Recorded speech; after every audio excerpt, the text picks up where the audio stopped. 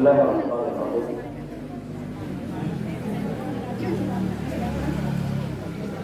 Assalamualaikum warahmatullahi wabarakatuh.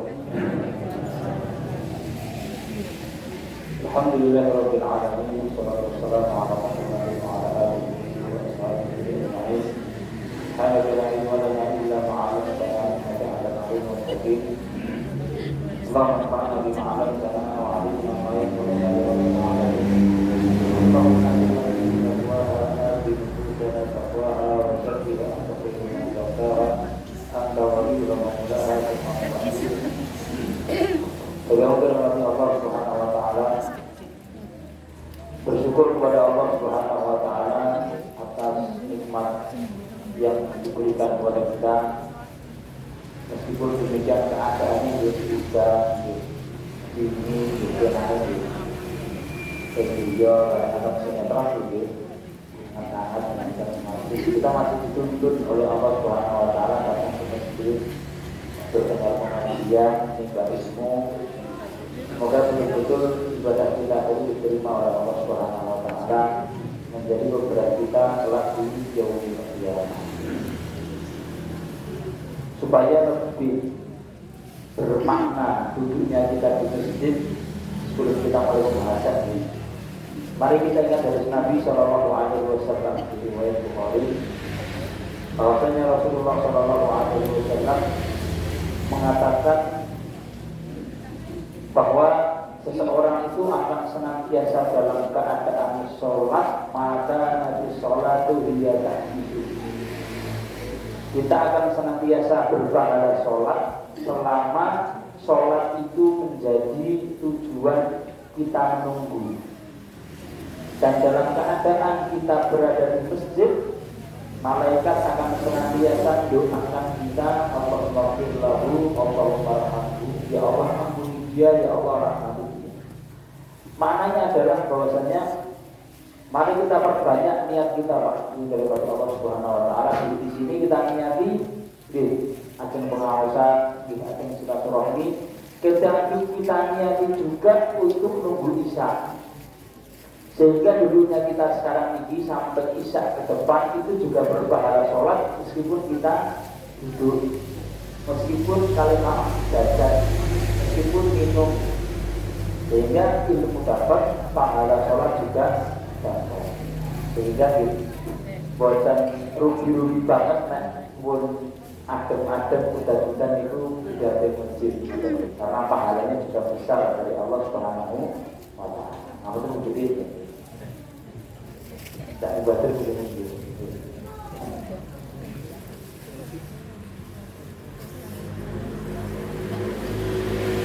Baik. Bismillahirrahmanirrahim. Pembahasan kita kali ini lumayan penting. Jangan kayak ini.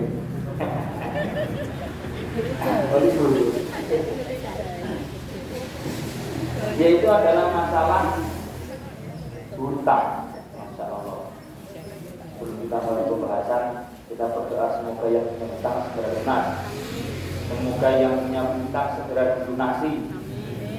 Karena ini harapan kita, yang punya hutang segera lunas, sehingga ada hutang segera dilunasi. Yang kita bahas kali ini adalah mengenai adab di dalam hutang, dan juga nanti ada kaitannya dengan yang namanya sedekah. Sebenarnya awalnya adalah pembahasannya yang disampaikan adalah bagaimana kaitannya kalau seandainya kita itu punya hutang terus kita ingin sedekah. Apakah sedekah dulu, ataukah hutang dulu, ataukah boleh sedekah namun tetap memiliki hutang. Cuma untuk menuju ke situ, kita akan bahas secara rinci terlebih dahulu bagaimana sih adab-adab di perkara hutang di Islam itu bagaimana. Karena kita keadaannya mikalnya yang buatan ngutang dihutangi teman-teman. Karena ya ini memang hutang teman-teman. Islam pertama selalu dalam keadaan tengah, bijak dalam menilai segala hal.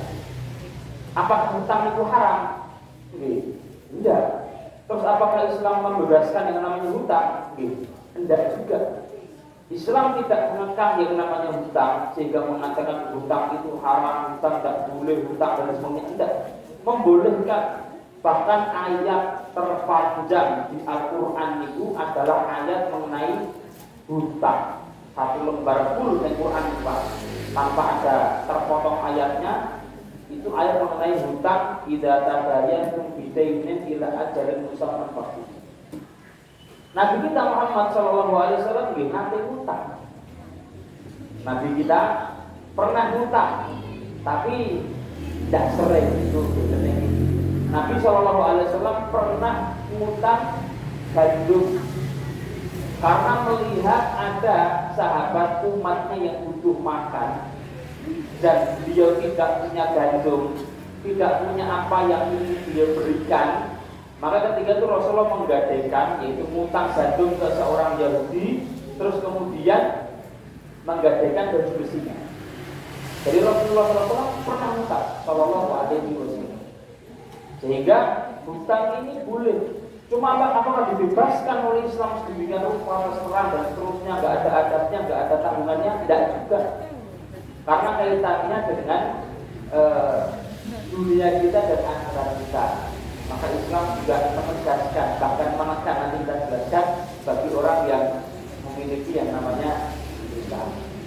Pertama, kita sampaikan ini 5 insya Allah, 5 dan 5. 5 adab bagi orang yang memiliki kelonggaran, berarti dia yang sering dihutangi.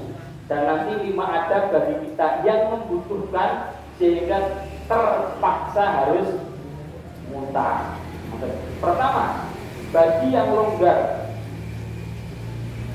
atau dia yang biasa diutangi. Motivasi Islam adabnya yang pertama, bahwasanya utang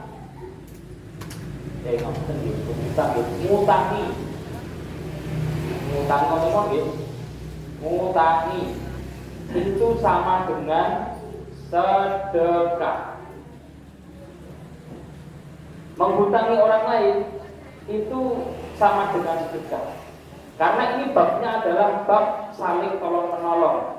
Babnya adalah antara hubungan manusia ke manusia yang lain. Yang globalnya Allah mengatakan dan saling tolong menolonglah di dalam kebaikan. Wa ta'awanu 'alal birri wat taqwa. Saling tolong menolong dalam kebaikan.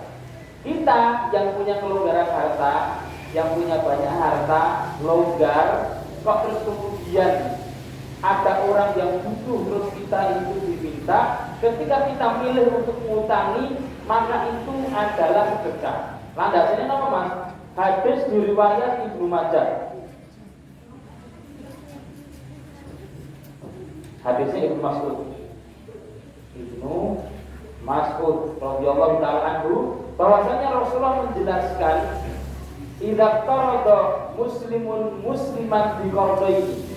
Jikalau seorang muslim minjemi ke muslim yang lain dengan 2 kali pinjaman, kata Nabi SAW, maka salah satu pinjaman dari keduanya itu adalah sedekah.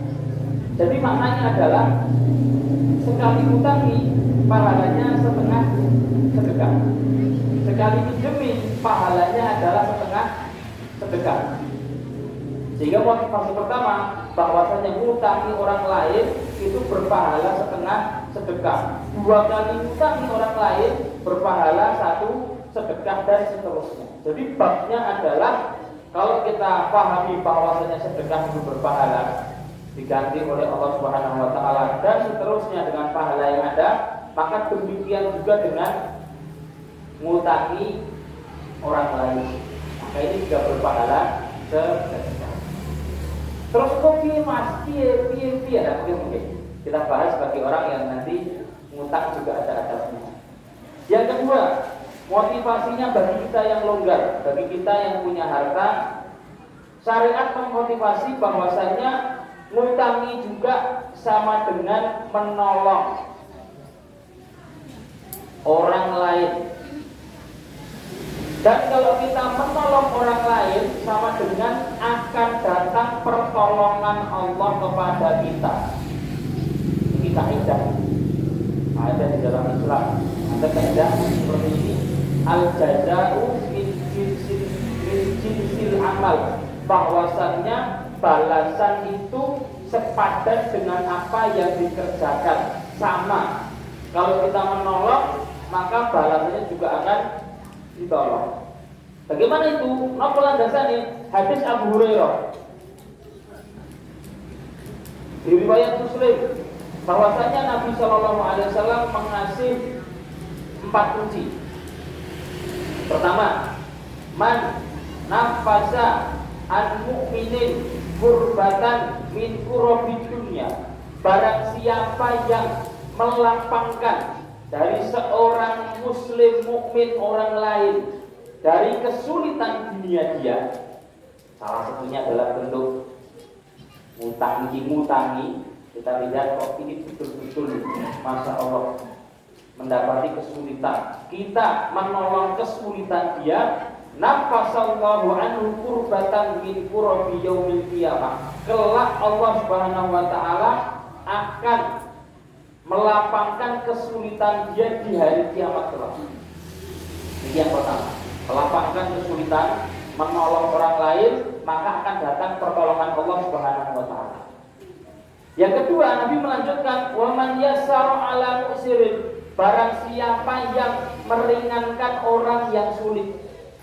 Ini lebih tepatnya dibahas adalah ketika sudah hutangnya kita dapati dia datang ke kita dalam keadaan betul-betul butuh untuk kebutuhan yang mendesak. Kebetulan kita longgar, kita punya, terus kita pinjami ke dia. Sudah dapat hadis yang pertama, dia janji akan mengembalikan misalnya 2 bulan. Pas 2 bulan kita takbir, kok kita dapati dia dalam keadaan sulit, memang betul-betul tidak bisa. Itulah man yassara, yang memudahkan orang yang sulit. Allah akan yassarallahu di dunia wal akhirah. Allah akan memudahkan dia di dunianya dan di akhiratnya. Kita memudahkan saudara, kita dimudahkan oleh Allah Subhanahu wa taala. Yang terakhir, di ujung Nabi mengatakan wallahu fi aunil abdi maka al-abdu fi auni akhi. Allah akan senantiasa menolong seorang hamba selama hamba itu menolong orang lain. Jadi kita kembali ke bulan yang kita bahas bahwa Islam tidak hanya agama antara kita dan Allah saja, tapi juga agama antara kita dan orang lain dan manusia yang lainnya. Jadi jangan dianggap kalau kita nolong orang lain itu tidak termasuk dalam bab agama, itu bab tidak. Itu ya agama ya dia. Makanya Nabi mengatakan wallahu fi aunil abdi, Allah itu akan menolong seorang hamba selama dia senantiasa menolong orang yang lain. Maka ngutangi orang itu akan mendatangkan pertolongan Allah Subhanahu wa taala karena kita sedang menolong orang lain. Yang ketiga, bahwasannya ngutangi itu sama dengan ampunan. Jadi ternyata ngutangi orang lain itu mendatangkan ampunan Allah Subhanahu wa taala. Kita ulangi nih, otomatis ini bagi kita yang longgar dan kita punya kelapangan harta kurang-kurang. Ngutangi orang ternyata mendatangkan ampunan Allah Subhanahu wa taala. Berikut ini Mas, di riwayat Muslim dan Bukhari disebutkan sebuah riwayat dari Hudzaifah radhiyallahu taala anhu, Nabi menceritakan ada seorang dari umat yang terdahulu. Ketika itu malaikat mengambil jiwanya, mengambil ruhnya dan ini dihisab. Terus kemudian malaikat itu mengatakan, apakah kamu punya kebaikan? Kata dia tidak. Dia ngaku betul-betul tidak punya kebaikan sama sekali. Terus kemudian kata malaikat, coba ingat, kamu punya kebaikan enggak? Terus diingat, ternyata dia punya kebaikan dan dia mengatakan, illa anni udayidun nas. Saya dulu itu hobi ngutangi orang. Jadi hobi ini itu Kalau saya beli utang ini buatan rentenir dulu nih. Bukan apa namanya itu yang utang dalam bentuk riba yang belum kita bahas tidak nih. Betul-betul kalau orang butuh dia kasih dengan tangan ngutangi orang. Terus kata dia, Ani udayununas, saya itu ngutangi orang. Kalau seandainya orang itu merasa sulit ketika jatuh tempo, saya pun meringankannya. Nanti tidak apa-apa. Ketika sudah jatuh tempo itu sudah bayar kurang 1.000, 2.000, 3.000, saya pun mengikhlaskannya. Tajawaz iman, karena amalan dia yang sudah mengutangi itu Allah mewahyukan kepada malaikat ampun dosa dia semua. Tajawaz iman, kata Allah SWT, ampuni dosa dia karena dia dulu sering mengutangi orang, terus sering memberikan hutang ke orang lain, terus meringankan, terus kemudian dilapangkan. Dari masalah melapangkan hutang ini, ampun tak boleh. Memutihkan hutang orang lain yang dulu pernah hutang ke kita, terus hutangku lunas, tapi betul itu Pak. Tapi yang hutangnya saya orang-orang yang kalau hutangnya banyak kan juga lumayan. Sehingga di sini keutamaan fadilah bagi kita yang punya hutang dan kita punya kelapangan melihat betul orang itu tidak mampu untuk memutihkan, membebaskan hutang dia. Hutangmu saya ikhlaskan. Nah itu ternyata mendatangkan ampunan Allah Subhanahu wa ta'ala. Dasarnya hadis riwayat Bukhari dan Muslim dari hadis Hudzaifah radhiyallahu ta'ala. Di riwayat lain dijelaskan dari hadis Abu Mas'ud bahwasanya ternyata orang ini itu orang yang memang tidak pernah melakukan kebaikan sama sekali. Kewajiban tetap dilakukan lagi. Kewajiban tetap dilakukan, cuma kebaikan dia tidak banyak.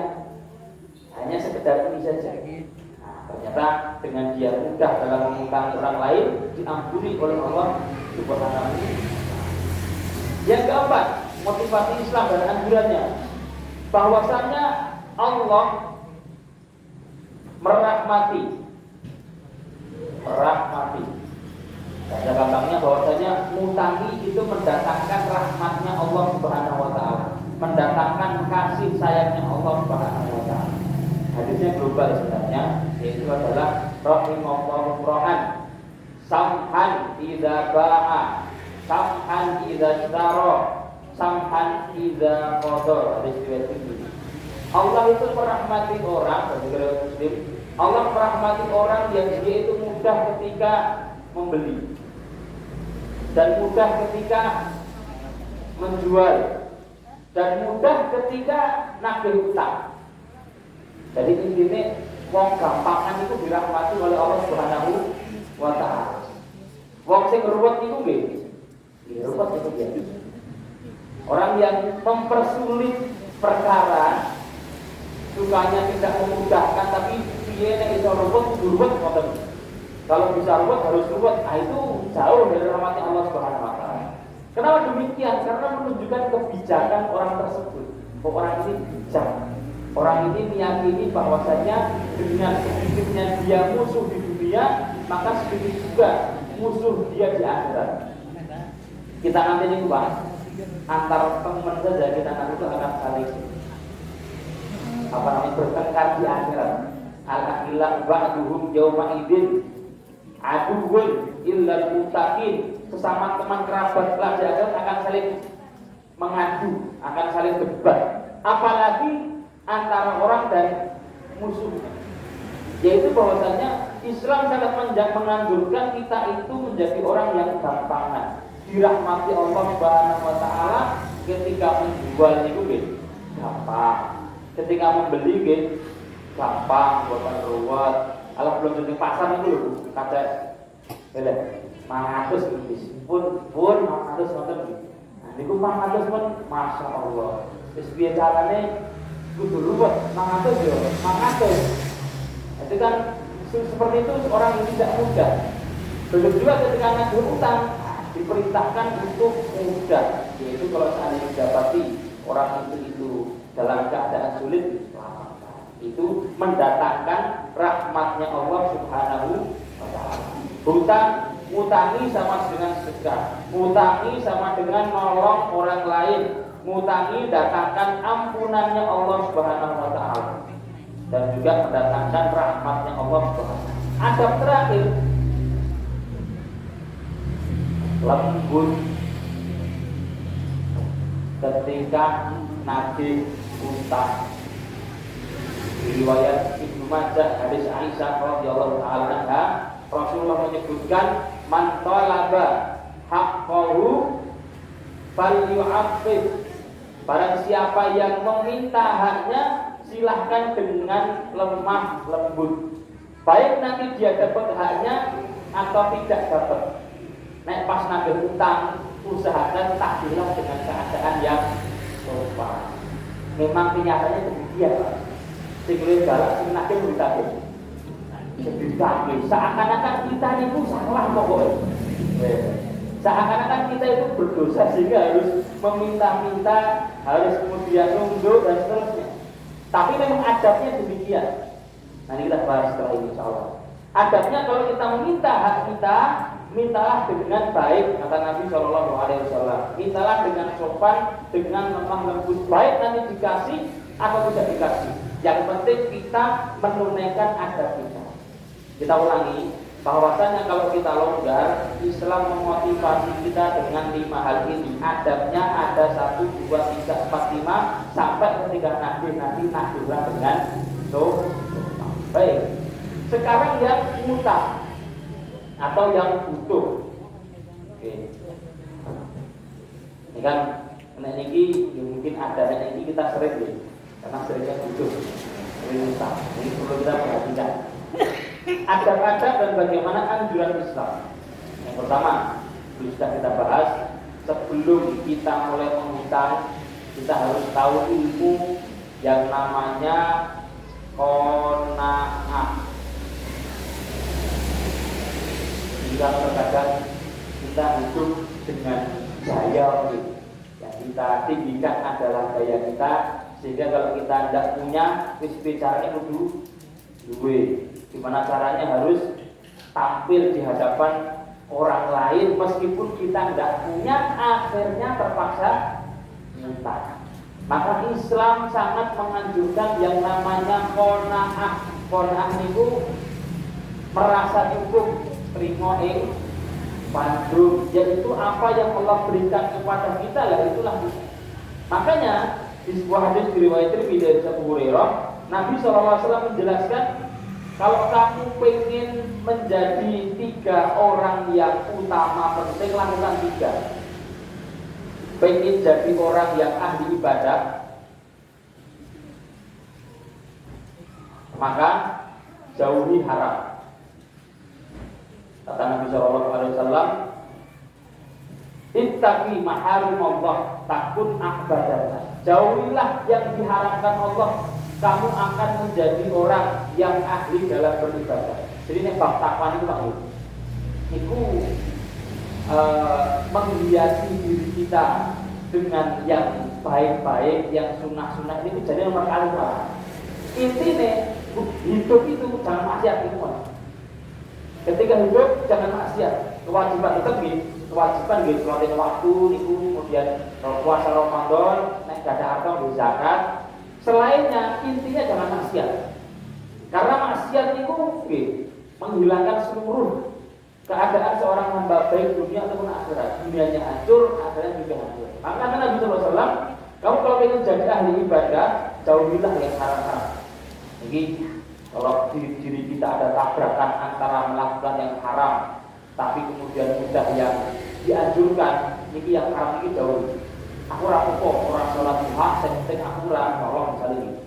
Karena ini yang utama, jauhilah yang haram-haram, berusaha untuk meninggalkan semua yang haram. Kalau Nabi SAW, kalau pengen jadi orang yang kaya, Nabi SAW mengatakan irdo bima qasama Allah qanaah. Irdo bima qasama Allah takun agnan nas. Kamu ridholah dengan apa yang Allah berikan, akan menjadi orang yang paling kaya. Makanya Syafi'i mengatakan, idza anta za qalbin qanu'in fa anta wa malikul dunya sama. Kalau kamu itu memiliki hati yang mudah untuk menerima, maka kamu dengan raja dunia sama persis. Ya hakikatnya karena itu kunci.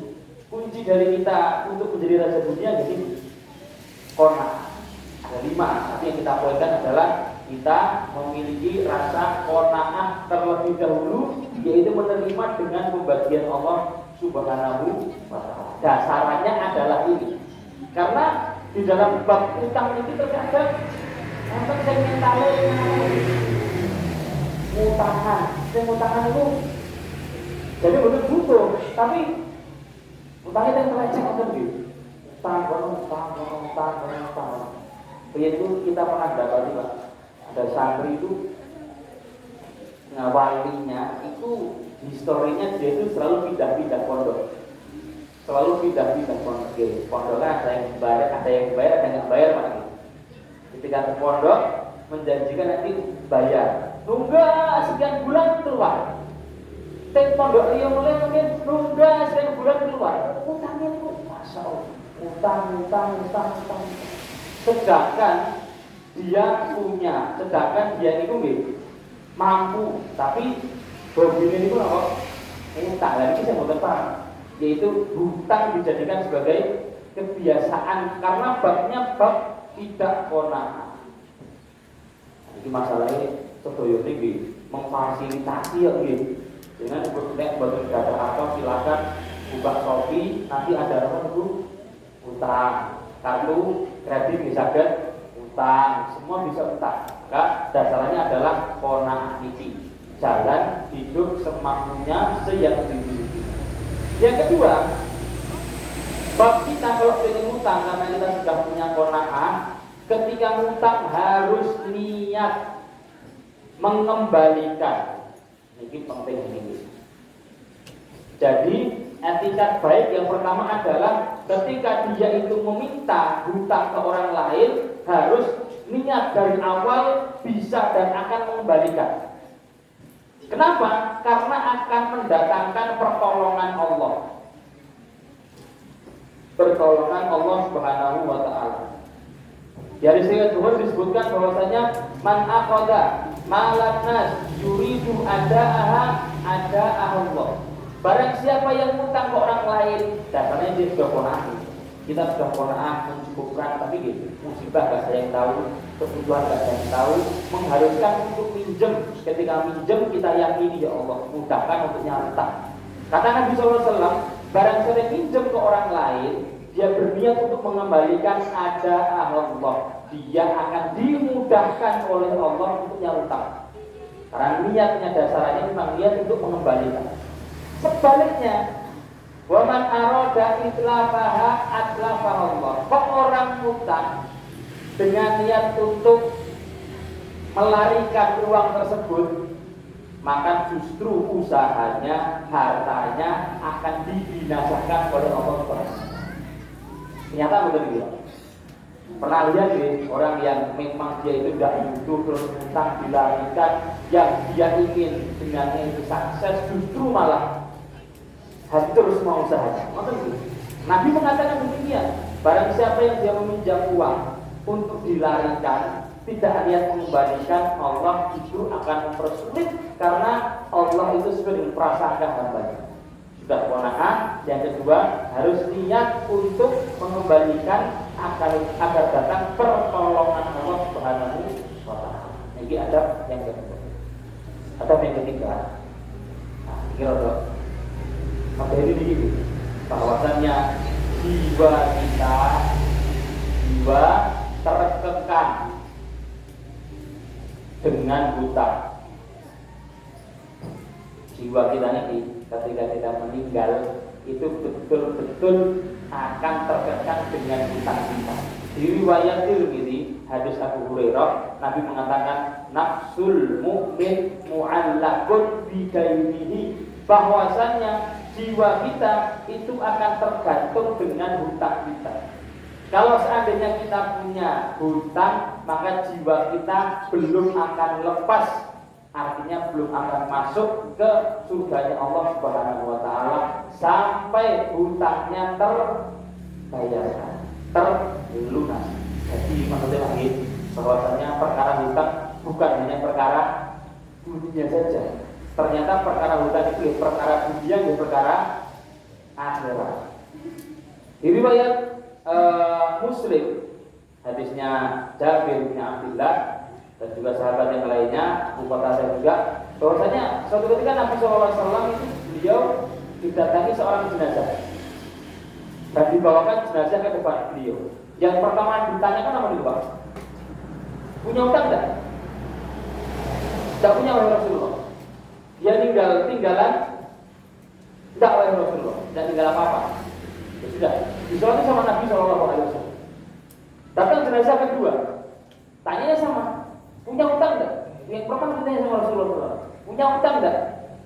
Kata yang membawa, punya wahai Rasulullah. Punya tinggalan duit enggak? Punya harta warisan enggak? Punya wahai Rasulullah, bayarkan sekarang, baru saya nolak. Baru dibayarkan, langsung dilunas seketika itu juga, baru Rasulullah nolak. Yang ketiga didatangi seorang jenazah, punya utang enggak? Punya wahai Rasulullah. Tinggal-tinggalan enggak? Tidak tinggal-tinggalan apa-apa. Tidak ada harta yang buat nyari utang. Kata Nabi SAW, saya enggak mau lagi. Saya tidak mau lagi. Silahkan kalian sholat dia, saya tidak mau lagi. Terus berkata seorang sahabat Abu Qatadah al-Ansari, wahai Rasulullah, utangnya dia 3 dinar. 3 dinar itu benar. Satu dinar kurang lebih 4 juta, utang itu. Dia katakan 12 juta, macam gitu. 11-12 juta. Wahai Rasulullah, utang dia saya yang nanggung. Oke, kalau kamu yang nanggung, tidak apa-apa, saya akan nyolong. Kenapa? Ulama membahas ini lagi. Kenapa kalau Rasulullah tidak mau nyolati orang yang punya hutang? Masalahnya, sholat Rasulullah itu kan doa. Yang kita bahas pas itu, belajar itu, kan doanya Allahumma firlahu, Allahumma rahmi. Ini kan doanya kita yae mujarab yae boten nggih. Tapi doanya Nabi kan insya Allah tembus. Nah, ketika Nabi berdoa, kok mentok tek utang kan beruang ini. Mereka bingung ya, ini dipilih di doanya Nabi ataukah utang. Maka Nabi tidak mau seperti itu, meninggalkan melati orang yang punya utang karena dia akan terkekang dengan jiwanya enggak. Bahkan orang yang meninggal dalam keadaan syahid diampuni seluruh dosanya kecuali ini dibayar sama Abu Qatadah, saya Rasulullah 3 dinar. Baru besok nih Pak, saat ini meninggalnya dikuburkan, besok ketemu sama Abu Qatadah. Ya Abu Qatadah, kaifa bidina wa biriwayat bisalah dinari. Gimana 3 dinarnya? Besok bayar dulu. Kata Abu Qatadah, ya Rasulullah, lagi ini loh, ya kusik menggesek itu loh. Waktunya sih rada dawa kok. Karena Abu Qatadah merasa nggak enak gitu, tanya sama Nabi, langsung dibayarkan seketika itu juga. Kata Nabi SAW, al-ana ya Abu Qatadah barudat alaihi jildu. Wahai Abu Qatadah, baru sekarang kulit si mayit itu adem. Selama dia punya hutang, ternyata kulitnya niku panas dengan hutangnya. Sudah tertahan hutangnya, kulitnya tidak akan mendingin sampai hutangnya niku terlunas. Jadi maka kalau saat ini kita sudah merasa kotaan, terus niat mengembalikan, maka yang jadi prioritas kita ketika kita bekerja, ya utang-utang duit. Tidak untuk mengkayakan diri, tidak untuk apapun itu, tapi yang jadi utama karena kita nggak tahu ajaran itu kapan. Kadang keren sih, kapan kita bisa utang anak-anak gue. Kalau saat kita sudah meninggal, gitu, betul nggak biasa itu. Terkadang lebih, apalagi kalau anak tidak paham tentang perkara utang, terus juga lulus, pokoknya warisan ketemu. Maka dulu pernah saya bertanya, Mas ini kapan meninggal utang? Dan yang datang ke saya banyak yang tinggal di bapak ini semua rumah. Ini kalau dan rumah mereka tinggal anaknya tinggal di rumah itu. Kalau seandainya kita jual rumah, kita nggak boleh cuma tinggal. Kalau kita jual rumah untuk nyaruh utang bapak, kita nggak boleh cuma tinggal. Kita jawab jual rumah. Itu rumah belum rumahmu. Itu rumah bukan rumahmu dan bukan warisan bapak. Rian ketika jenazah itu lagi kita urutkan gitu. Ketika mayit meninggalkan harta, maka yang jadi prioritas utama adalah masalah mau menolak kuburan nggih, kapan, kuburan dan seterusnya. Setelah itu baru wasiat itu nggih. Setelahnya baru hutang. Baru yang namanya warisan. Kalau ini belum clear, hutang masih ada, maka tidak langsung dibagi warisan dan belum boleh dibagi warisan. Lunasi dulu hutang, jual itu rumah, terus pikir betul nih mau apa? Karena dengan Anda tidak menjual rumah ini, kulitnya bapakmu panas nih.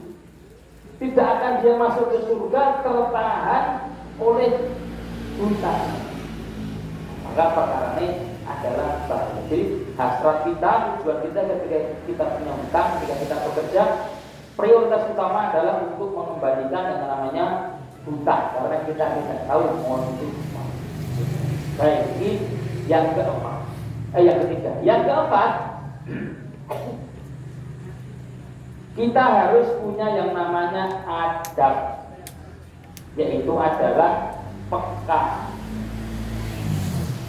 Di Al-Baqarah Allah Subhanahu wa taala mengatakan wala tansawul fadla bainakum, kalian jangan sampai melupakan yang namanya kemuliaan orang lain atas kalian. Tiga ayat ini Pak membahas ketika ada seorang istri dan seorang suami, qadarullah ditakdir sudah diusahakan tetap tidak bisa bersatu, akhirnya cerai. Ketika cerai pun Allah mengatakan wala tansawul fadla bainakum, jangan lupakan kemuliaan seorang di antara kalian atas yang lainnya. Piye-piye ini bisa ya bojomu pernah berjasa untukmu, dimana itu suamimu pernah berjasa untukmu. Jangan kemudian memang keburukannya di matamu banyak, tapi jangan lupakan. Kalau demikian juga perkaranya, kalau kita punya utang, ketahuilah bahwasanya orang yang kita utang ini kemuliaan dia atas kita gede besar.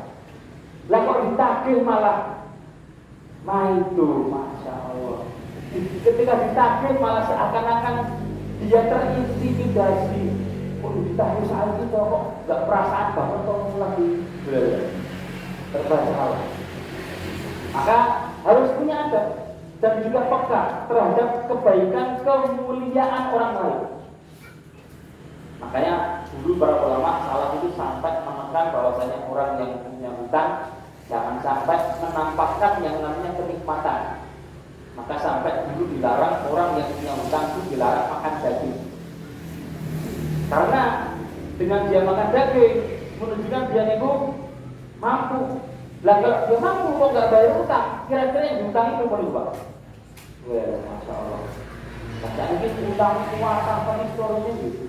Bilik, jalan-jalan, kemudian nanti tidak merupakan adat dan itu adalah dolim. Dolim itu kegelapan. Wa dzulumatun yaumal qiyamah. Dan kegelapan dan kezaliman akan jadi kegelapan kelak dari kiamat. Nabi mengatakan makrul ghani zulmun, orang yang mampu terus kemudian dia tidak membayarkan hutangnya, maka dia dolim. Mengundur-mundur pembayaran hutang niku dolim. Dan kedoliman nanti akan jadi sebab kita gelap di hari kiamat. Jika kalau kita sudah mampu, maka harus segera dibayarkan, jangan malah dibakar, jangan malah kemudian digunakan untuk menumpuk harta padahal hutangnya itu banyak. Kemudian Nabi juga membolehkan, kan dasarnya kita ini harga dirinya nggak boleh dilukai Pak, harga diri kita tidak boleh digibahi. Khusus bagi orang yang punya utang ini, kok dia mengundur, Nabi mengatakan lainul wajib. Orang kok dia mampu mundur-mundur tidak bayar utang, ya illu uqubatuhu wa irduhu, dia halal untuk dihukum dan halal untuk dirasani. Ini rasanya orang lain tidak boleh. Dan karena dia mundur utang dan dia jelas mampu punya utang kok malah ngidupke BCE misalnya, punya utang kok malah apa seperti itu, kita yang diutangi boleh halal secara hadis untuk membicarakan dia tadi kok untuk patut diutang kok seperti itu. Maka harus punya yang namanya adab dan peka. Yang kelima, yang terakhir, yaitu adalah jangan lupa untuk berdoa. Itu senjata utama. Sudah merasa kona'ah, terus niat betul-betul, terus kemudian yakin bahwasanya kalau punya akan mengembalikan, beradab kepada yang diutangi, minta kepada Allah Subhanahu wa ta'ala. Nanti hadis yang riwayat Ibnu Majah, mungkin di searching dengan apa nih Google saya tinggi. Hadisnya Ali radhiyallahu taala anhu yang ketika itu Ali menyebutkan Rasulullah pernah ngajari aku doa. Andaikan kata Nabi kamu itu punya hutang sebelum emas, insya Allah lunas. Yaitu doanya adalah Allahumma fini bihalalika an haramika. Allahumma fini, Allahumma fini bihalalika an haramika. Ya Allah, cukupkanlah aku dengan apa yang halal ya Allah dari yang haram. Ya Allah, cukupkanlah aku dengan yang halal dari yang haram. Ini yang pertama. Wa aghnini bi fadlika amman siwaka, dan cukupkanlah aku dengan karunia-Mu ya Allah. Wa aghnini, cukupkanlah aku bi fadlika dengan karunia pemberian-Mu amman siwaka, dari selain-Mu manusia maksudnya. Maksud jangan sampai ya Allah Engkau memberi aku jiwa mudah ngemis di manusia. Cukupkanlah hatiku ini sadarnya ke Kamu ya Allah. Nah itu mandi baca terus, diminta terus ke Allah Subhanahu wa ta'ala. Insya Allah kata Nabi SAW, hutang akan mudah untuk lunas. Masuk ke pembahasan pertanyaan, kalau seandainya kita punya hutang, apakah kita boleh sedekah? Nah dibagi, urutannya kan berarti. Urutannya babnya adalah bab mana yang lebih afdal. Kalau seandainya kita punya hutang dan kita ingin sedekah, pertanyaannya adalah apakah di kemudian hari yakin ini berarti 90% ke atas akan dapat uang. Maksudnya ini, misalnya tanggal 1 nanti dia akan gajian 5 juta. Sekarang sudah tanggal 25 misalnya dia punya uang 1 juta, ingin sedekah, sedangkan dia juga punya uang 1 juta. Tapi kalau itu 10 juta, saya punya sedekah 1 juta. Tapi dia yakin nanti tanggal 1 dia jadi 5 juta itu. Pertanyaannya, apakah ketika tanggal 25 dia sedekah itu dia boleh? Jawabannya adalah boleh. Dia diperbolehkan sedekah karena yakin nanti ketika masuk tanggal 1 dia akan dapat yang namanya uang untuk bayar hutang. Maka diperbolehkan.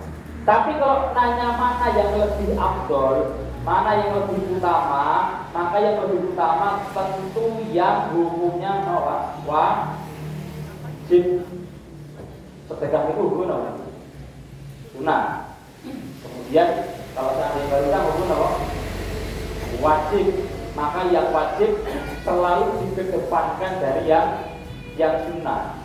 Jadi kaidah di semua ibadah, yang wajib itu yang kita tunaikan dulu, yang sunnah mungkin.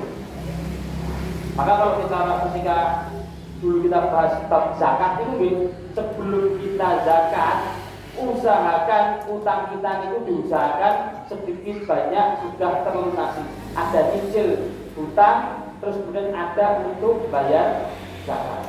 Kalau kita belum sampai ke zakat, babnya sedekah, ya silakan ditabung untuk bayar utang, itu lebih afdol. Karena ibadah yang paling dicintai Allah adalah wajib terlebih itu. Hadis riwayat Bukhari, Nabi menjelaskan bahwasanya ibadah yang paling aku cintai maftaratuhu alaihi, yang saya hukumi ini wajib. Sehingga babnya adalah mengedepankan mana yang lebih prioritas, mana yang lebih wajib terlebih dahulu.